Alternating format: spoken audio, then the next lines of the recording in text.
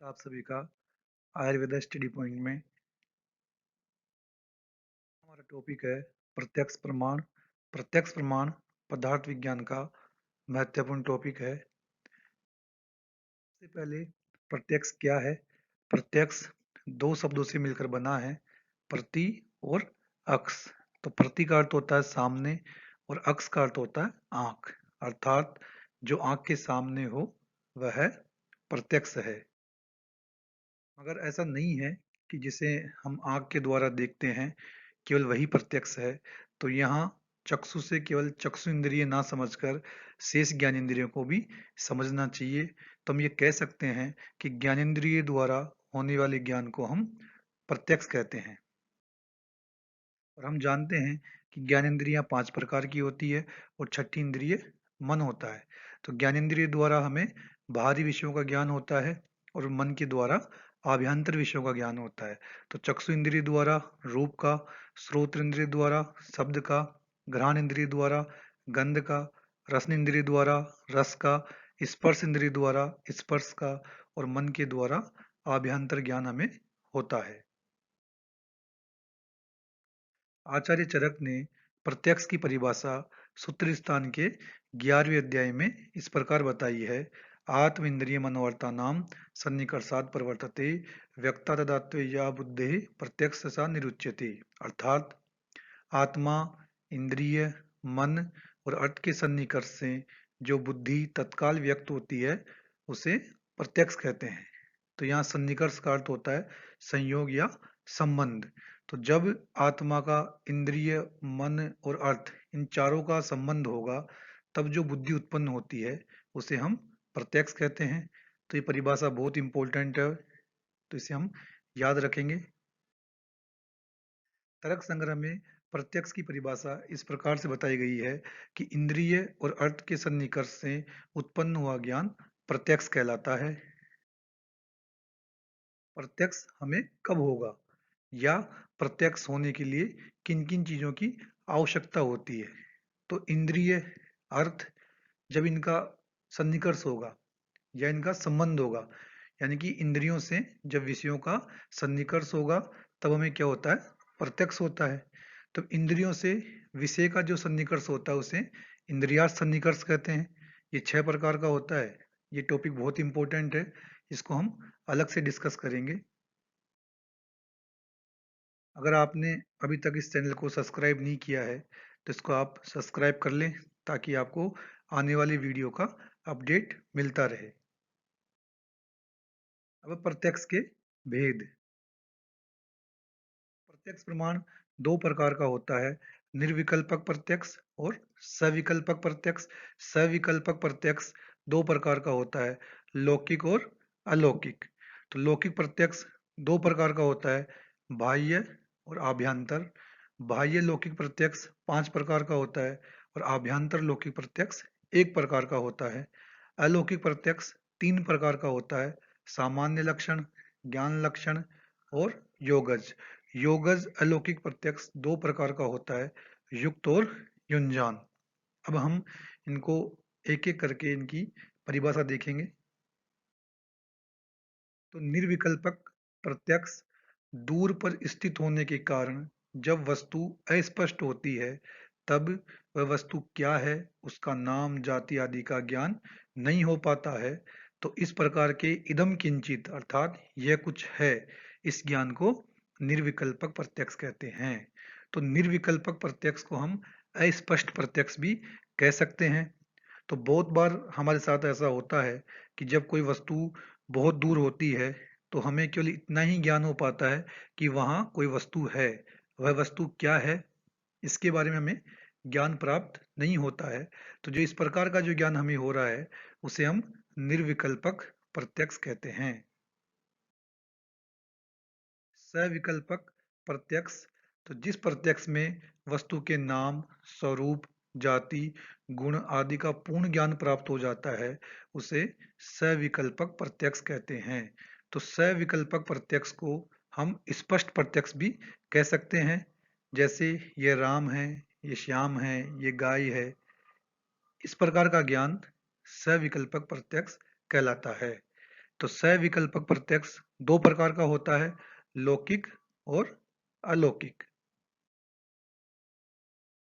लौकिक प्रत्यक्ष इंद्रिय और विषय के सन्निकर्ष से होने वाले ज्ञान को लौकिक प्रत्यक्ष कहते हैं।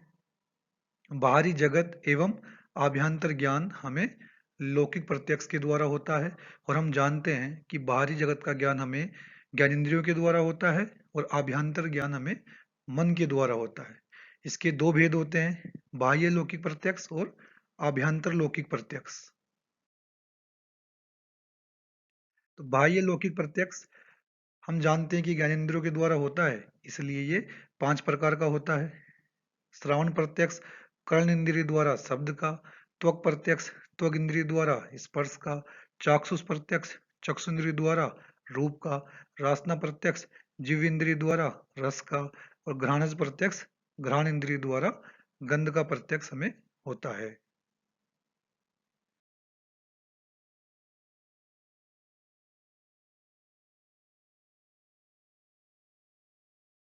आभ्यंतर लौकिक प्रत्यक्ष मन के द्वारा होने वाले ज्ञान को आभ्यंतर लौकिक प्रत्यक्ष कहते हैं।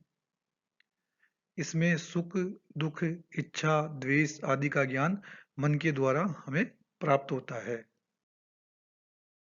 अलौकिक प्रत्यक्ष इंद्रिय व विषय के असाधारण सन्निकर्ष से होने वाले ज्ञान को अलौकिक प्रत्यक्ष कहते हैं, या हम कहें बिना इंद्रियार्थ सन्निकर्ष के होने वाले ज्ञान को अलौकिक प्रत्यक्ष कहते हैं। अब बिना इंद्रियार्थ सन्निकर्ष के कैसे ज्ञान होगा, जब हम इसके प्रकार पढ़ेंगे तब हमें समझ में आ जाएगा। यह 3 प्रकार का होता है, सामान्य लक्षण, ज्ञान लक्षण और योगज प्रत्यक्ष। सामान्य लक्षण प्रत्याशति किसी एक विषय को प्रत्यक्ष देखकर उसकी जाति का भी प्रत्यक्ष हो जाना सामान्य लक्षण प्रत्याशति कहलाता है। अब यहाँ सामान्य का क्या अर्थ होगा, जो संपूर्ण जाति का ज्ञान कराए। किसी एक गाय को देखने से उसके संपूर्ण जाति का ज्ञान होना, या हमने एक गाय का प्रत्यक्ष किया किंतु संसार की सभी गायों में गौवत्व जाति पाई जाती है, तो इस प्रकार गाय की संपूर्ण जाति का ज्ञान होना सामान्य लक्षण प्रत्याशिति है। ठीक इसी प्रकार से संसार के प्रत्येक व्यक्ति के अंदर मनुष्यत्व जाति पाई जाती है। जब हम किसी एक व्यक्ति का प्रत्यक्ष करते हैं तो हमें मनुष्यत्व जाति का भी प्रत्यक्ष हो जाता है, तो इस प्रकार के ज्ञान को हम सामान्य लक्षण प्रत्याशिति कहते हैं।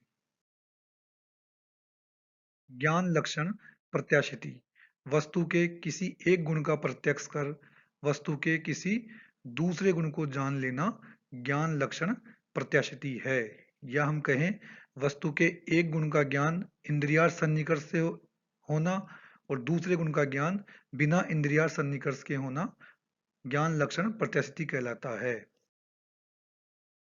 जैसे बर्फ के टुकड़े को देखकर उसकी शीतलता का ज्ञान होना, तो यहाँ बर्फ को चक्षु इंद्रिय के द्वारा देखकर उसके रूप को ग्रहण करते हैं, किंतु बिना उसको स्पर्श किए हमें उसके शीतल गुण का ज्ञान होना ज्ञान लक्षण प्रत्याशिति है। तो यहाँ पर एक इंद्रिय का उसके अर्थ के साथ सन्निकर्ष हो रहा है, चक्षु इंद्रिय का बर्फ के रूप के साथ उसका सन्निकर्ष हो रहा है, तो उसके द्वारा हमें उसके रूप का ज्ञान हो रहा है। किंतु जो दूसरे गुण का ज्ञान है वह बिना इंद्रियार्थ सन्निकर्ष के हो रहा है, कि हमने बर्फ को स्पर्श नहीं किया है लेकिन फिर भी हमें जो ज्ञान प्राप्त हो रहा है वह क्या है, ज्ञान लक्षण प्रत्याशिति है। ठीक उसी प्रकार से आग को देखने पर उसकी उष्णता का ज्ञान होना, यहाँ पर चक्षु इंद्रिय द्वारा आग को देखते हैं किंतु बिना उसको स्पर्श किए उसकी उष्णता का ज्ञान होना ज्ञान लक्षण प्रत्याशिति है। योगज प्रत्यक्ष योग तथा समाधि द्वारा योगियों को प्राप्त होने वाले ज्ञान को योगज प्रत्यक्ष कहते हैं। इन योगियों में ऐसी शक्ति होती है जिससे वह भूत भविष्य वर्तमान काल का बहुत दूर की वस्तुओं का भी प्रत्यक्ष कर सकते हैं। तो योगज प्रत्यक्ष साधारण मनुष्यों को नहीं होता है। यह योग तथा समाधि द्वारा जिन लोगों को शक्ति प्राप्त होती है उन्हीं योगियों को योगज प्रत्यक्ष होता है। यह दो प्रकार का होता है। पहला प्रकार है युक्त, जिन योगियों को विषयों का सदैव ज्ञान होता रहता है वह युक्त कहलाता है। तो इसमें क्या होता है कि इनको चिंतन करने की या समाधि में जाने की जरूरत नहीं होती है।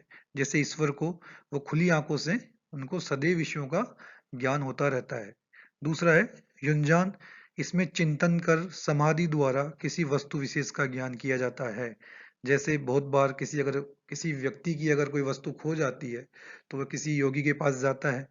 तो योगी चिंतन करके समाधि में जाएगा और समाधि में जाने के बाद कुछ समय बाद वह बताएगा कि आपकी वो वस्तु किस स्थान पर रखी हुई है, आप वहां से जाके इसे प्राप्त कर सकते हैं। तो इस प्रकार के जो ज्ञान को हम युंजान कहते हैं। आपको प्रत्यक्ष के पेज समझ में आए होंगे। अब हम प्रत्यक्ष के बाधक कारण देखेंगे।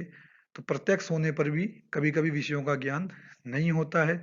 आचार्य चरक ने चरक संहिता के सूत्र स्थान के 11वें अध्याय में प्रत्यक्ष के बाधक कारणों को बताया है। प्रत्यक्ष के बाधक कारण कितने होते हैं? 8 होते हैं। सबसे पहला है अति सन्निकर्षात। यदि कोई वस्तु नेत्रों के अत्यंत पास हो तो वह दिखाई नहीं देती है। जैसे पुस्तक को नेत्र के अत्यंत पास लाकर देखा जाए तो अक्सर दिखाई नहीं देते हैं। दूसरा है अति विप्रकर्षात।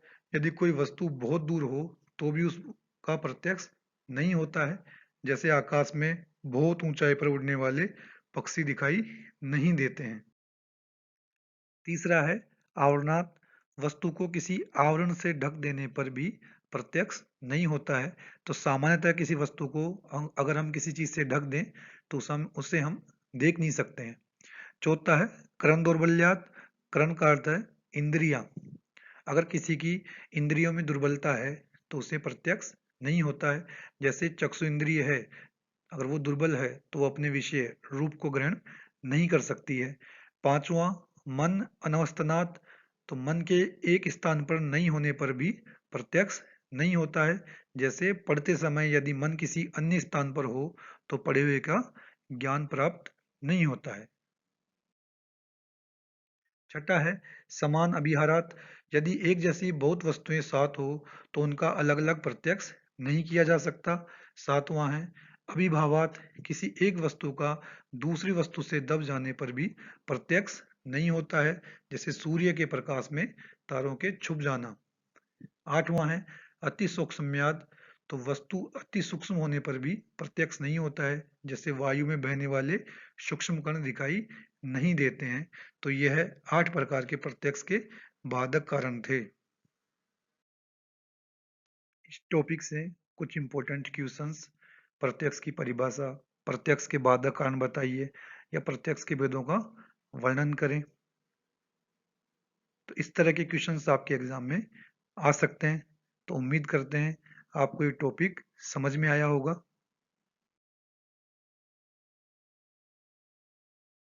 उम्मीद करते हैं आपको ये वीडियो पसंद आया होगा। अगर आपको ये वीडियो पसंद आया है तो इसे आप लाइक करें, शेयर करें और इस चैनल को सब्सक्राइब करें। Thank you.